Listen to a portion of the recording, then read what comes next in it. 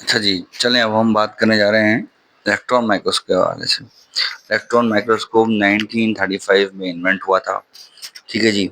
और यही वो वक्त है जब सिंध को बम्बई से अलग किया गया था। अच्छा, मैंने इस तरह से याद करा हुआ है ना, तो ये वो दोनों तारीखें मुझे याद रहती हैं।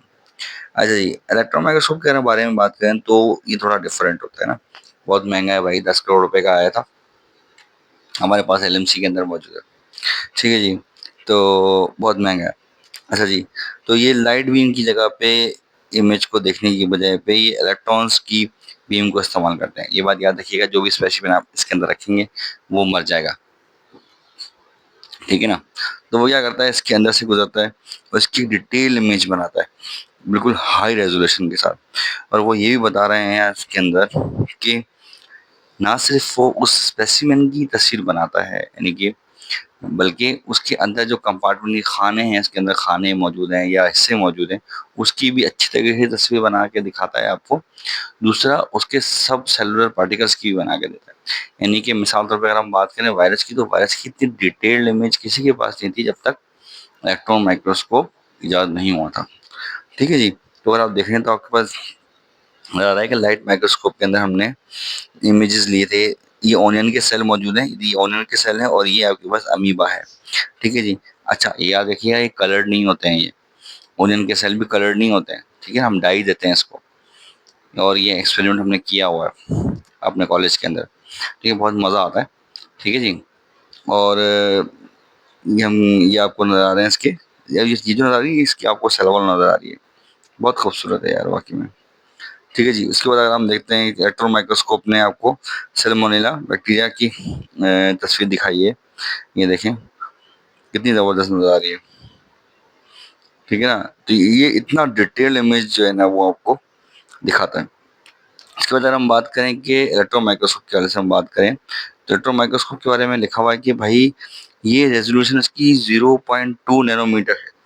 ये इतनी ज़बरदस्त रेजोल्यूशन है, यानी कि इतनी बारीक चीज़ को भी ये आपको बहुत साफ करके दिखाएगा। और उसकी मैग्नीफिकेशन जो है वो 250,000 टाइम्स है, यानी कि किसी भी चीज़ को 2.5 लाख गुना बड़ा करके दिखा सकता है। आप सोचो उसकी क्या मैग्नीफिकेशन होगी, ठीक है। अब उसने बताया कि वो दो तरह के होते हैं, एक होता है स्कैनिंग इलेक्ट्रॉन माइक्रोस्कोप, SEM। ये MCQs है मेरे भाई, याद रखना। SEM means scanning electron microscope. होता है कि जब हम बैठते हैं टेस्ट में, हम छोटी छोटी चीज़ें भूल जाते हैं, ये इंपॉर्टेंट है, इसको याद रखना। जैसे TEM, ट्रांसमिशन इलेक्ट्रॉन माइक्रोस्कोपी, ठीक है। माइक्रोस्कोपी है, माइक्रोस्कोप नहीं है, ये भी याद रख लेना, ठीक है जी। उसने बताया कि भाई स्कैनिंग इलेक्ट्रॉन माइक्रोस्कोपी जो है वो क्या करती है, बीम ऑफ लाइट है और किसकी, इलेक्ट्रॉन की। और वो क्या करती है, किसी भी स्पेसिमेन की ऊपर नीचे ऊपर नीचे ऊपर नीचे होती रहती है, यानी कि बार बार उसमें से होकर गुजरती है और एक डिटेल इमेज, सॉरी, एक डिटेल इमेज देती है किसी भी टिश्यू का या सेल का, ठीक है जी। लेकिन 3D इमेज देगी, ठीक है ना। लेकिन ट्रांसमिशन सेल क्या करता है, जैसे स्कैनिंग होती है ना, जब फिल्मों में दिखाते हैं कोई चीज़ स्कैन हो रही होती है, सेम इस तरीके से क्या करते हैं हम, बिल्कुल किसी भी सैंपल को बारीक बारीक काट के, पतला काट के, थिन स्लाइसेस उसके रख देते हैं। फिर वो क्या कहते हैं, उसको मुकम्मल तौर पे स्कैन करता है वो उसको, ठीक है ना। और उसकी क्या करता है, उसके उसके पास थ्रू जो उसकी इलेक्ट्रॉन बीम है उसके ऊपर से पास थ्रू होती है स्लाइसेस के ऊपर से, स्किमिंग ओवर इट सरफेस, और उसकी सरफेस के ऊपर से घूमती रहती है। इससे क्या होता है कि बहुत ही ज़्यादा डिटेल इमेज जो है ना इसका हमें मिलता है। इसके अंदर इंटरनल स्ट्रक्चर ऑफ सेल्स, किसके इंटरनल स्ट्रक्चर, किस किसी भी स्पेसिमेन के, ठीक है जी। तो वो हमें क्या कहला रहा होता है कि डिटेल्ड इमेज, किसी भी चीज़ का डिटेल्ड इमेज हमें नजर आता है, ठीक है।